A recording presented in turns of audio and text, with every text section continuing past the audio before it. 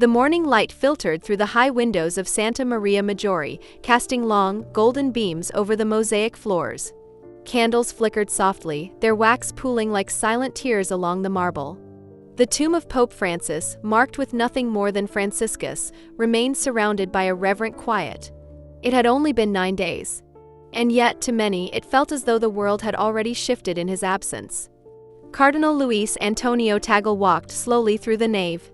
There was no entourage, no formal procession, only the soft sound of his footsteps echoing against centuries of devotion. The events of the funeral held 4 days earlier were still fresh in his mind, the sea of mourners. The songs sung through tears. The simple wooden coffin, just as Francis had wished. But what weighed on him now wasn't the grandeur. It was the absence. As he approached the resting place, something stopped him. A small, worn shape curled tightly against the stone. At first, he thought it was a shadow. But then it moved. Just slightly. A sigh. A twitch of the ears.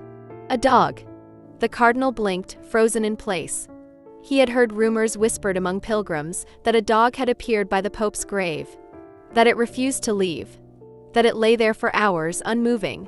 But seeing him now in the flesh broke something open in his heart. The dog was old.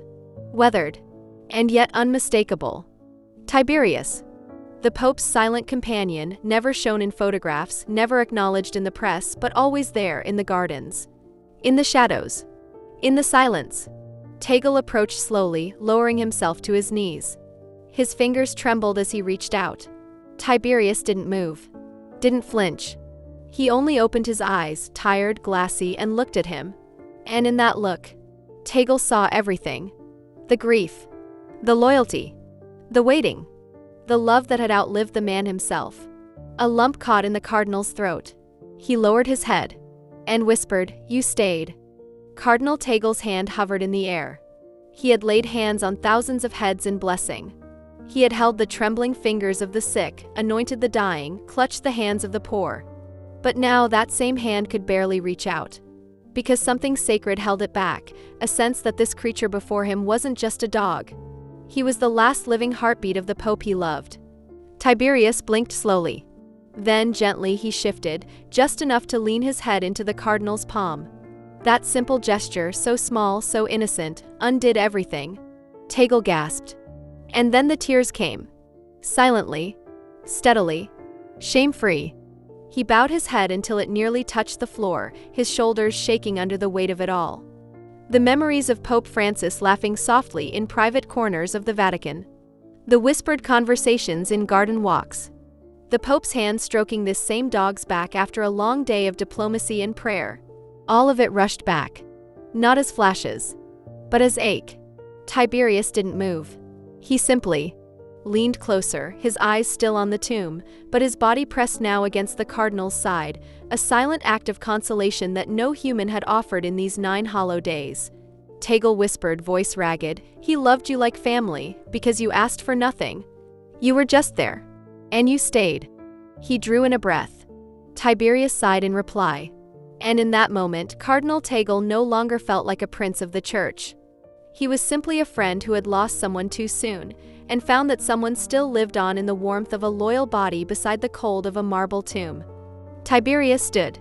His limbs were slow, reluctant, but purposeful. Cardinal Tagle remained kneeling beside him, watching as the dog began to move in small circles around the simple tombstone marked Franciscus. Once. Twice. 3 times. Not pacing. Not searching. Marking. He paused. Pressed a single paw onto the stone once more, just as he had done days earlier when pilgrims first found him. He kept it there. Held it. As if trying to feel the presence he once curled against in the quiet Vatican gardens. Then, gently, he lowered his chest against the stone. Head resting on the name. Tail curled around his side. But only for a moment. Then came something no one expected. Tiberius lifted his paw again and began nudging gently at the base of the grave. Not digging. Not scratching. Just touching. Sweeping. Brushing the stone in small, slow arcs. Cardinal Tagle watched, stunned. A tear slipped from his chin onto the floor. "It's what he used to do," he whispered. Before the Pope lay down to rest, the dog would walk around him in the garden like a guard, then nudge him gently and lay at his feet. What they were witnessing wasn't grief. It was a ritual, a memory, a living tribute replayed by muscle and instinct, because the heart still remembered. Several pilgrims had gathered now in the quiet. They didn't speak. They didn't move too close. They just watched as one dog, with no knowledge of liturgy, no grasp of language, gave the most profound act of remembrance ever seen at that tomb. And as Tiberius lay down once more, his small body pressed against the grave, a single monk whispered aloud, "He is finishing the vigil the Pope began for all of us." By midday, the basilica had begun to fill. Not with noise, but with reverence. Word had spread quickly across Rome, and now pilgrims trickled in not just to see the tomb, but to witness what many were already calling the most human sermon never spoken. A woman entered with her daughter, the child clutching a small plush dog. She pointed to Tiberius and whispered, "That's the Pope's best friend."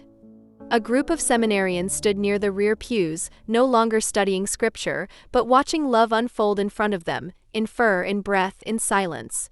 Tiberius didn't move. Not when dozens came. Not when hundreds gathered. Not when the air grew thick with emotion too sacred for language. He just lay there, his body pressed to the cold stone, as if trying to warm it, as if believing against all reason that his friend was simply asleep and would wake soon. Cardinal Tagle remained nearby. He did not speak. He didn't need to. Because he knew this was no performance. This was grief that had not learned to pretend. This was love that refused to learn how to let go. One pilgrim, kneeling with tears streaking down her face, whispered, "He doesn't know he's gone, or maybe he does and just refuses to leave him alone." And in that moment, everyone there realized what they were truly seeing, not just mourning, not just memory, but the physical shape of eternal love. No organ played. No choir sang. And yet, the Basilica of Santa Maria Maggiore was alive with the soft sound of tears falling, on stone, on pews, on hands folded tightly in prayer. Tiberius had not moved for hours. His stillness had become a monument to something more powerful than marble, a love that simply refused to leave. One priest, known for his stoic discipline, knelt by the back pillar. He had once served directly under Pope Francis. Now he wept. Not from despair. Not from drama. But because, in this silent scene, he saw something he had never dared believe, that faith might look a lot like a tired dog refusing to leave the feet of the man who loved him. A cardinal removed his hat. An atheist tourist wiped his face without understanding why. A homeless man shared his sandwich with the crowd outside, because he had heard a dog was teaching the church what it meant to stay. And in the very front row, Cardinal Tagle, still kneeling, whispered a line he could not stop repeating. "You stayed. Even when the world moved on. You stayed." And then, without warning, the entire basilica began to kneel. One by one. Row by row. Not to the tomb. Not to the stone. To the love beside it. A pilgrim leaned in and said aloud, "That's not just his dog. That's his last sermon." As dusk settled over Rome, the last sunlight slipped through the windows of Santa Maria Maggiore, casting a warm halo over the stone marked simply, Franciscus. Tiberius still lay beside the grave. His breathing slow, steady.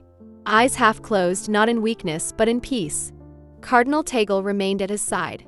His hand rested gently on the dog's back, and for a long time, neither of them moved. Pilgrims still gathered around in silence. A few had left, but many more had come, drawn not by ritual, but by something deeper, the sight of love refusing to leave. A young seminarian, watching from the second pew, whispered, "He's still waiting. But not because he's lost. Because he still remembers."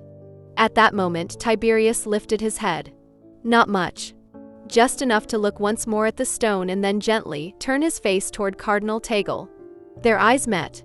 And the cardinal smiled, through tears, through exhaustion, and said softly, "You've already given the world his final blessing." Tiberius stood. Wobbly, slow. He walked a small circle around the grave, his paws making no sound on the marble floor. And then he lay back down. Not to collapse. Not in sorrow. To stay. He would not leave. Not tonight. Not until the silence became full again.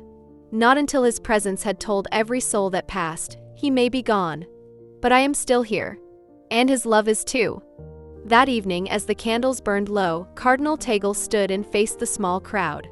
And with his voice breaking, he said, "Tiberius has taught us what no theology can. That love, when it is real, is not loud. It is not proud. It is presence. It stays." Tiberius did not die.